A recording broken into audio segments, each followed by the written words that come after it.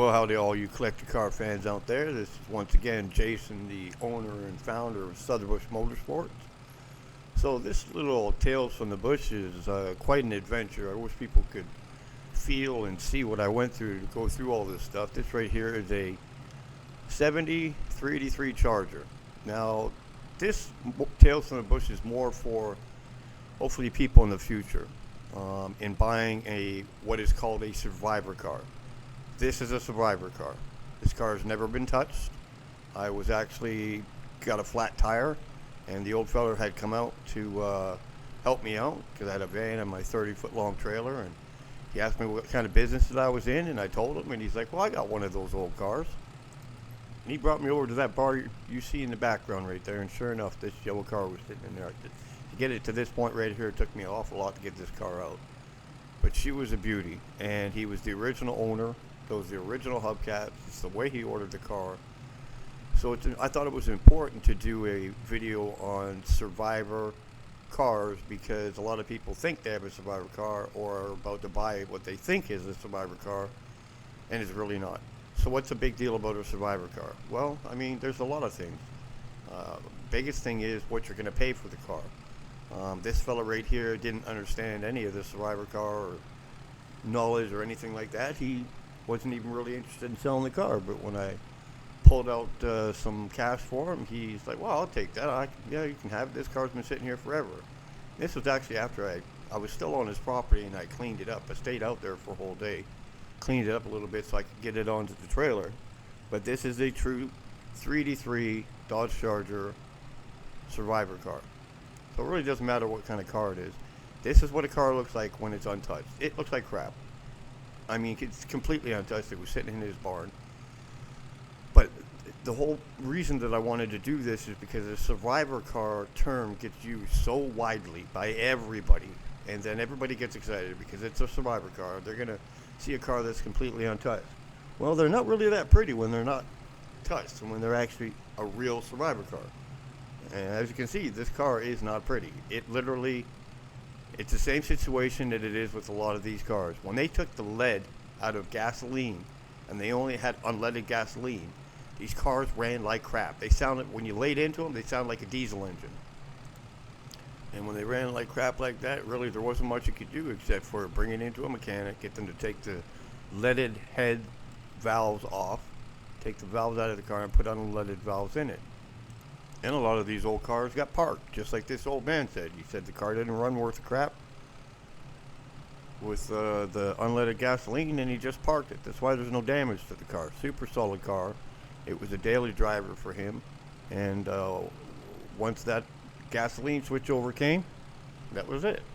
So I wanted everybody to get a look at what an actual survivor car looks like so they would know you don't need to pay the survivor car price if you're going to have to take the car apart anyways.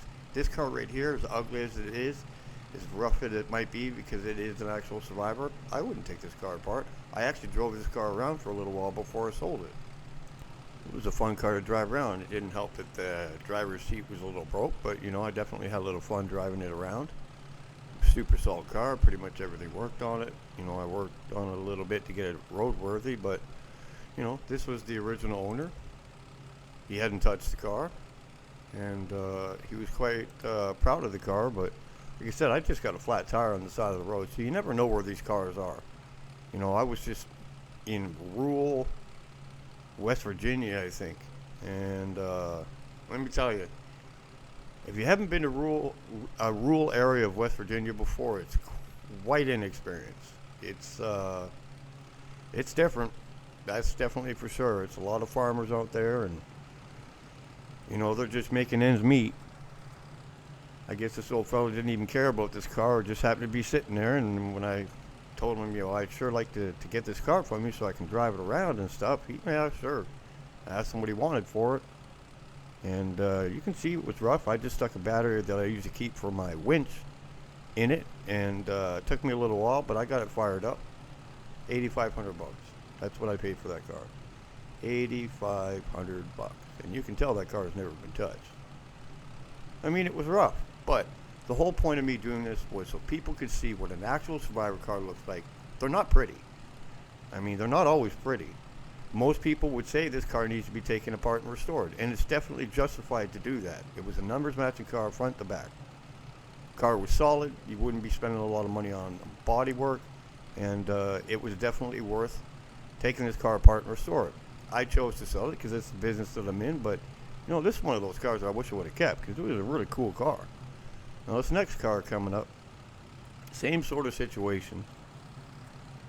I happened to be driving around this neighborhood, and this guy was literally pushing this car out of the garage when I rolled by, and I stopped in and asked him if he was looking to sell it and stuff. And once I told him who I was, he was like, wow, I go on your website all the time.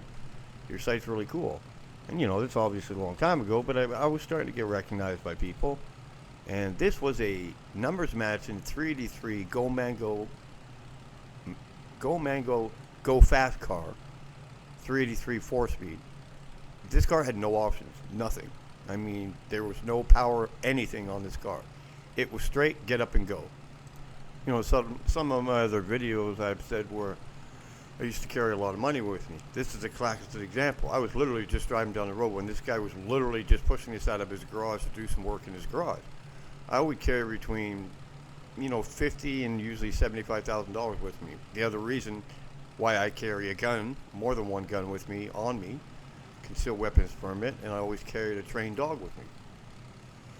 Because you never know when this kind of stuff's going to happen. You got to be ready for it, especially when I'm hauling a van with an empty trailer. That trailer empty is me not making any money.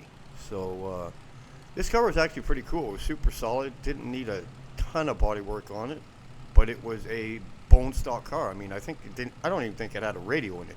That's what a go fast car is. It's just motor, no AC, no power windows, no nothing.